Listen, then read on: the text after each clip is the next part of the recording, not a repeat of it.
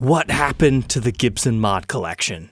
Welcome back, Troglodytes, to your daily dose of guitar information, the Trogly's Guitar Show. A lot of my followers were asking this question last week when we talked about that PRS. It's Sunday, where's the demo mod shop? Well, they didn't upload. Neither the Gibson USA demo shop or the mod collection gave us anything. And neither did the overseas ones, except for the mod collection there, who gave us 4 guitars, but I can't make an episode out of 4 instruments. So is it done for good? No more new uploads? Or did something happen? Well, I tuned in this week at the normal time, and nothing again. I had to call up the Gibson garage and say, hey, what is going on here? And they didn't exactly know, but they said Gibson's fiscal year has officially ended, and they had just completed inventory. So they said that's probably why there was a week off. And while getting that message from them, hey, the mod collection uploaded. It was about 45 minutes late, but better late than never. But the demo shop was extra strange. No Tuesday, then randomly Wednesday, 9:30 at night, they drop a whole bunch of guitars. And then we did not see a Thursday release. But let's check out the new offerings. We've got the Sparkle Green Satin for $2,500. Very cool, I like it. So it appears to be one of those faded SG standards with the Maestro Vibrola that didn't necessarily sell too well, so they sprayed it green. Including the headstock, it really reminds me of this guitar that we reviewed, the St. Patty's Day SG. The back's looking more or less the same. Well, this one's just called ES335 in finish. Let's see if there's a color down here. Oh yeah, Kachanatu Teal.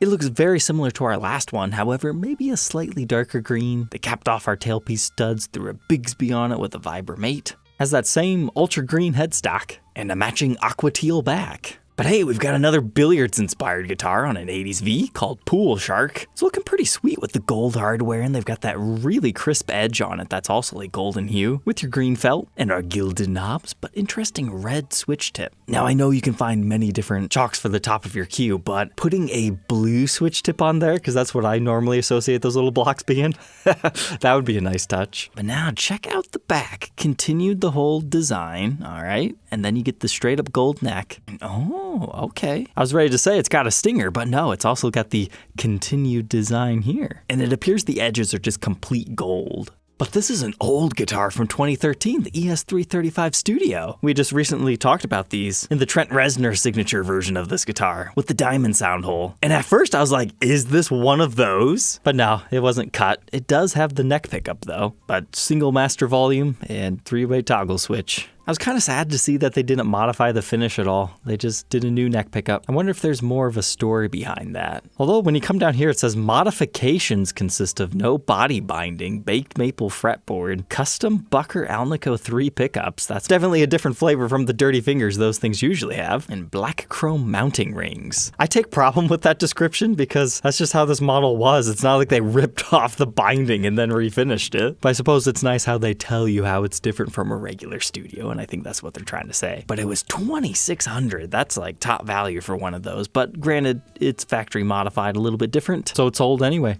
But hey, this one's pretty tame. 335 walnut. From far away, it looked custom shop. But get into it closer, you can tell that's a modified Bigsby. Again, with the Vibramate, got the capped off studs. Kind of reminds me of the Owl 335, but gold. The back's more or less the same in the walnut color. But once again, custom buckers thrown in there.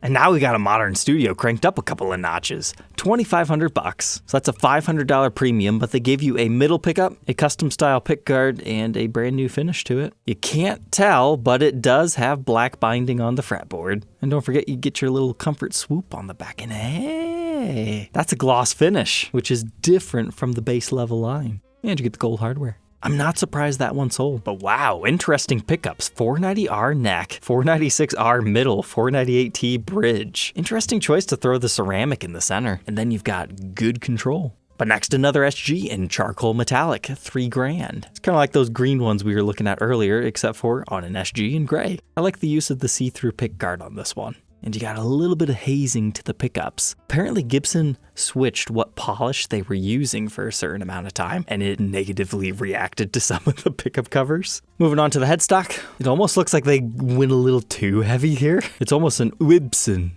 And then the back is matching, including your backplate. You know what? I'm surprised that they don't start like painting the tuners or something. Well, it's probably because you'd have to paint them off the guitar. Otherwise, you could get some cracking there. Check out one of the psychedelic guitars if you really need that in your life.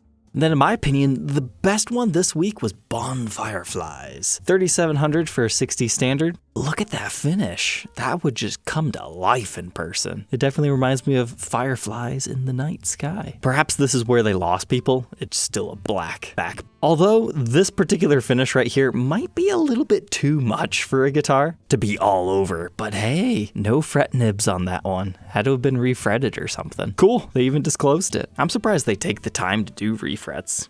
I'm flabbergasted that hasn't sold. Now granted, at a bare minimum, it's at least a $700 premium. But now let's catch up with the UK mod collection. You've got this Les Paul Supreme in satin Midnight Widow. At first I thought it was black, but no, it's purple. It suffers the fate of the early Purple Widows. They make the finish too dark and you can't see anything, but it is kinda cool. The knobs definitely stand out quite a bit. And the purple doesn't look half bad on the new Supreme chandelier headstock. Here's a cool side profile shot of our binding. It appears to be a satin finish. And man, not even their super highly bright photos really help the case at all here. But now we've got Shark Fin Teal Satin, 61 standard. It's a satin refinish blue. They do the black for the whole tip. Changed out our knobs. All right, at least they have the full matching back. Then at $3,200, there's an electric blue satin on a 50 standard, believe it or not. That is quite the striking finish. But oh, it's like a dark back. Like it almost looks like the neck is completely black and then this just has a little bit of cherry under it still. Then of course you have to have a matching twilight blue sparkle satin 80s Flying V. Piercing blue finishes with the aged nickel always looks good.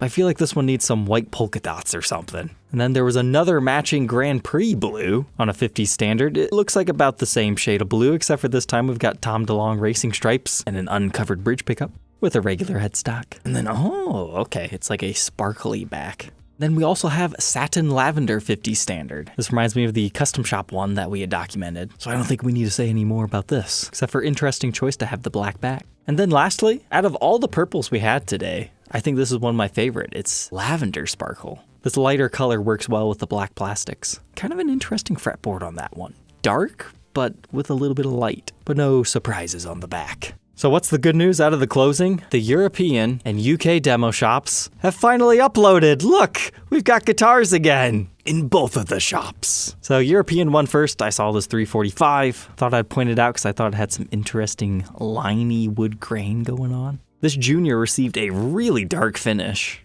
They also had one of the new modern Supremes, but remember how I was telling you the overseas ones take more photos just now, and some of them are like really highly bright and they've got that light on it. Look at this top, and now look at it with this lighting. Night and day difference. I mean, that's a really cool top. They also had another one that looks like this at this angle, and like this at another. Not quite as good as the last, but still nice. And then a Cardinal Red 60 standard. I just thought it had an interesting back. It's very flat, it's got a lot of lines, it's got a little bit of ringage. They've got a couple of additional photos here. It looks like there might be a slight flame effect to it. I like it.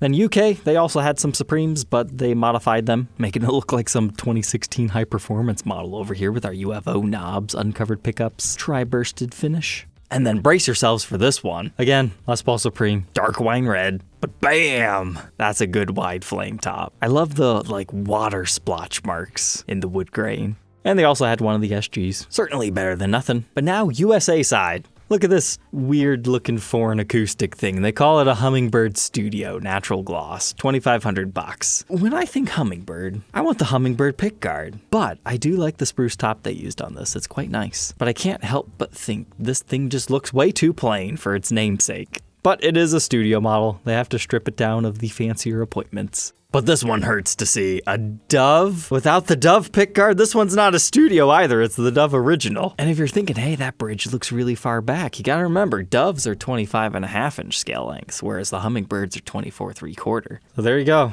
A Doveless Dove. I mean, at least we still have the fancy bridge with their mother of pearl inserts. But the other difference between the Dove and Hummingbird is your construction. The Dove gets the maple back and sides. So usually they're figured and beautiful, but not always. And then there's weird crossover models where you blend the two models and call them Humming Doves and things like that. But I found those fascinating. But it was truly acoustic week. I mean, here's a J185. Hear me out on this one. I see like an Italian chef dude, but he's got a square head. So this is his hair right here, or maybe even his eyebrows. This kind of shapes out his head. Then you've got an eye right there and here. This is his mustache, and you just kind of have to envision kind of a nose in this area where the center scene comes together. And then down here, maybe he has a cape, maybe he's an El Matador. I thought it was cool anyway. Then a J45 Walnut Studio. I thought the back was very pale. And there was a cool Trini Lopez in the Pelham Blue, very desirable color. Follow that up with a black 335.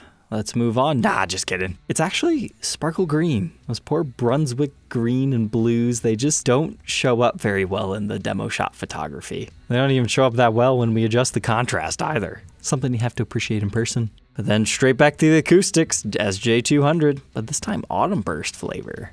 And lastly, an LOO. Those things are kind of fun. I reviewed one a long time ago and linked that guitar to SpongeBob, one of my more underrated episodes. You should check it out as the next thing you watch. Don't forget to like, comment, and subscribe, and we'll catch you tomorrow on the next one. Take care.